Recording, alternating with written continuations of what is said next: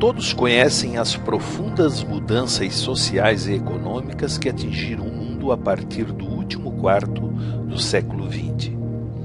As novas tecnologias envolvidas nesse processo de transição histórica causaram profunda repercussão nos hábitos das pessoas, nas características do trabalho e, consequentemente, na saúde do trabalhador. Nas décadas de 1950 e 1960, as dermatoses profissionais, o saturnismo e outras intoxicações eram as doenças de maior incidência entre os trabalhadores. Há previsão de que nas próximas décadas a asma e os transtornos mentais serão as patologias ocupacionais de maior prevalência. Atualmente predominam os distúrbios osteomusculares e os agravos auditivos. Estes últimos, dos quais trataremos especificamente neste vídeo, já atingiram características endêmicas em todos os países industrializados, incluído o Brasil.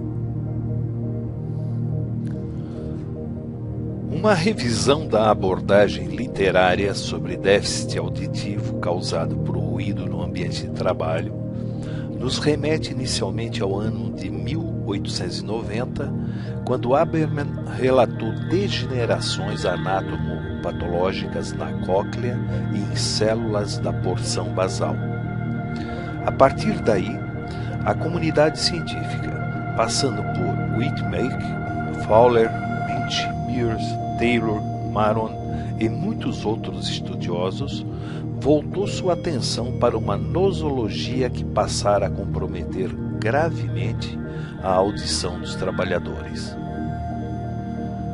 Os estudos desenvolvidos durante décadas permitiram chegar ao conhecimento das características da hipoacusia, que é hoje mais conhecida por PAIR, perda auditiva induzida por ruído, ou por PAIRO, se os ruídos responsáveis forem os do ambiente de trabalho.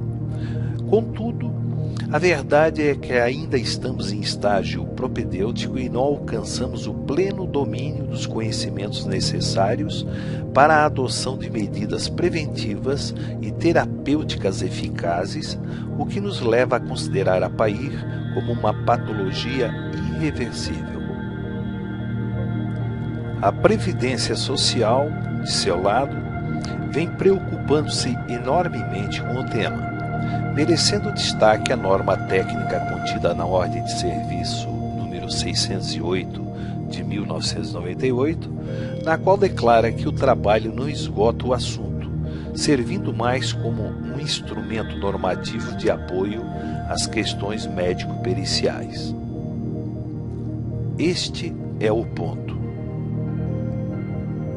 Apesar das normatizações editadas ao longo dos últimos anos, persistem dúvidas de toda ordem, o que causa monumental desinteligência entre médicos do trabalho, peritos da Previdência Social e peritos judiciais. Em meio a isso, percebe-se com facilidade que a principal causa das divergências técnicas é uma só: impossibilidade quase absoluta de um só profissional reunir todos os conhecimentos multidisciplinares exigidos para uma compreensão satisfatória da PAIR. A inaptidão técnica inter e multidisciplinar é tanto mais grave quando se trata de médicos do trabalho que laboram nas empresas, porque depende fundamentalmente deles a detecção da PAIRO já no seu estágio inicial e, consequentemente, a adoção de medidas que evitem a progressão da patologia e a incapacitação profissional do trabalhador. Na esteira disso, sobrevém uma situação de subnotificações que compromete e até impede ações governamentais que dependem das notificações compulsórias instituídas no âmbito do SUS. Falando mais claramente, é inútil a edição de boas normas se não é possível ter profissionais com conhecimentos multidisciplinares.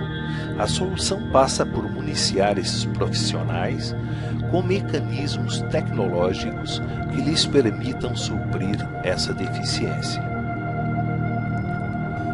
A partir da percepção disso, uma equipe de profissionais das mais diferentes áreas do conhecimento, alguns da iniciativa privada, outros do meio acadêmico, está desenvolvendo um software capaz de proporcionar aos responsáveis pela prevenção e monitoramento da saúde auditiva do trabalhador respostas instantâneas e recomendações adequadas a cada situação individual. É um software inovador, sem similar nacional ou estrangeiro, que utilizará algoritmos sofisticados para apresentar respostas absolutamente precisas.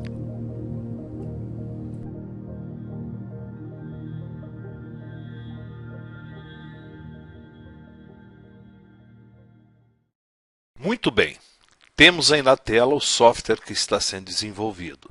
Naturalmente que não é essa a interface definitiva do aplicativo. A que estamos vendo está servindo apenas como container para demonstração de algumas funcionalidades do sistema. Vemos no primeiro plano os campos destinados aos dados de empresas. Para a demonstração que faremos, cadastramos duas empresas fictícias com empregados também fictícios.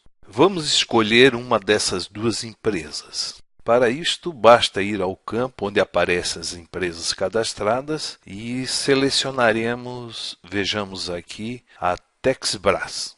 Pronto, apareceram os dados da empresa escolhida. Três campos merecem destaque pela importância que têm no contexto do sistema. O primeiro deles é o CNAE, ou seja, o Código Nacional de Atividades Econômicas, que no caso da empresa que selecionamos, corresponde a uma empresa de tecelagem. No campo ao lado do CNAE, o sistema reconheceu o código e preencheu automaticamente o campo Atividades como sendo tecelagem e adicionou a CID-10, Classificação Internacional de Doenças, Z57.0, que trata de doenças provocadas por ruído existente no ambiente de trabalho e que são as doenças que de fato interessam ao sistema. Um breve esclarecimento para os que não estão familiarizados com o tema. Ainda hoje é direito constitucional do trabalhador exigir do empregador, em caso de dano à saúde em decorrência do trabalho, uma indenização pecuniária, pensão vitalícia, inclusive, cumulativa com eventuais benefícios previdenciários. A partir de dezembro de 2006, com a edição da Lei nº 11.430 e do Decreto nº 6.042, este de 2007, foi instituído o nexo técnico-epidemiológico que cria a presunção de culpa do empregador a partir da conjugação do CNAE com as CIDs correspondentes. Daí a importância para o sistema que estamos desenvolvendo conhecer o CNAE para apurar já de início se o CID-10 Z57.0 está entre as patologias presuntivamente causadas pelas atividades da empresa. Para finalizar os comentários sobre a tela de cadastramento dos dados da empresa, ressaltamos a importância do campo destinado à inserção de e-mails. O sistema enviará para os destinatários avisos e notificações sobre alguma ocorrência relevante sobre a situação auditiva de cada empregado, servindo ainda como alerta para a proximidade da data do novo exame audiométrico a ser realizado, de acordo com a periodicidade escolhida.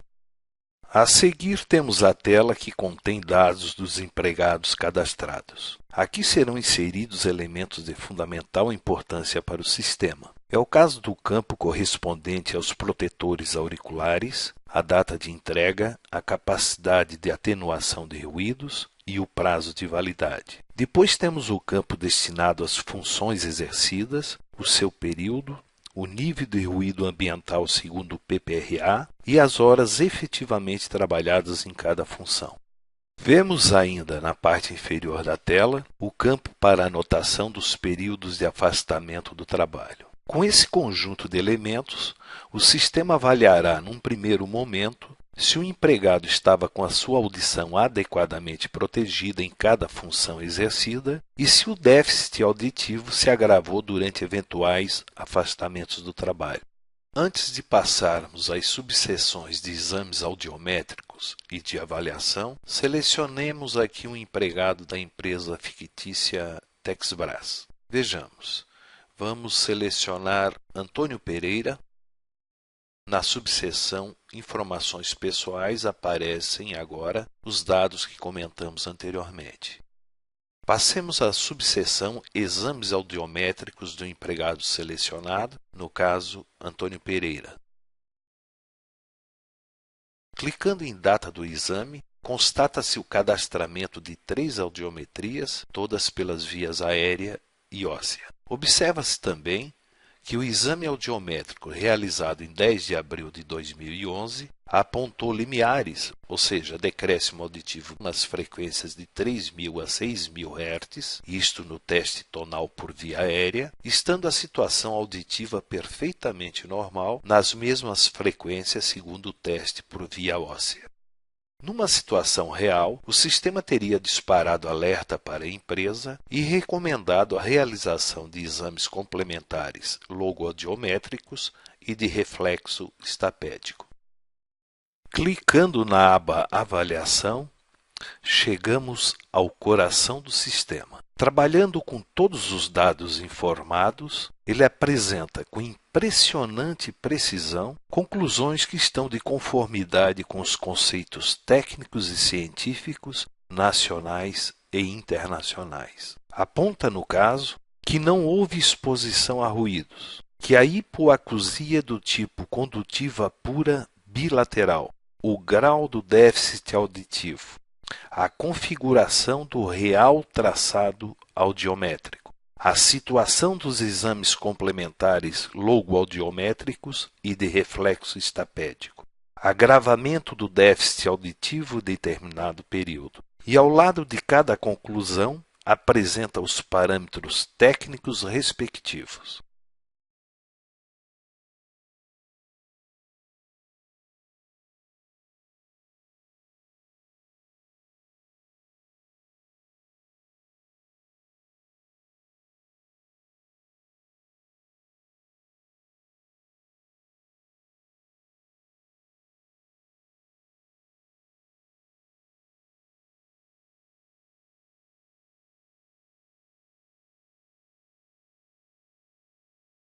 O que é mais extraordinário é que o sistema é capaz de concluir se o déficit auditivo tem ou não tem relação com o trabalho e se a hipoacusia é determinante de incapacidade laboral.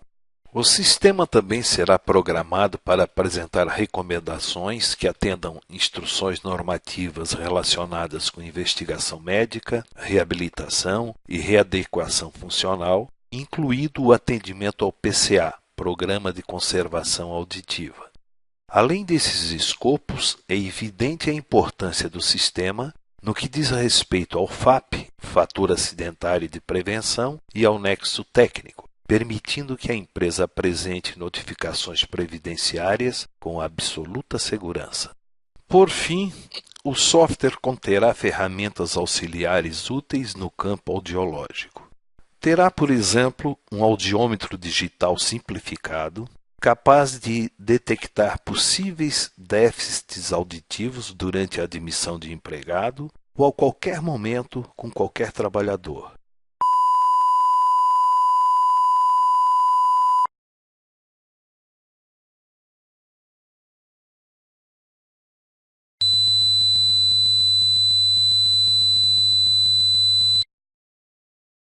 Avaliações ototoxicológicas, avaliações de simulação ou de dissimulação auditiva e cálculos de dosimetria também farão parte do conjunto de ferramentas auxiliares.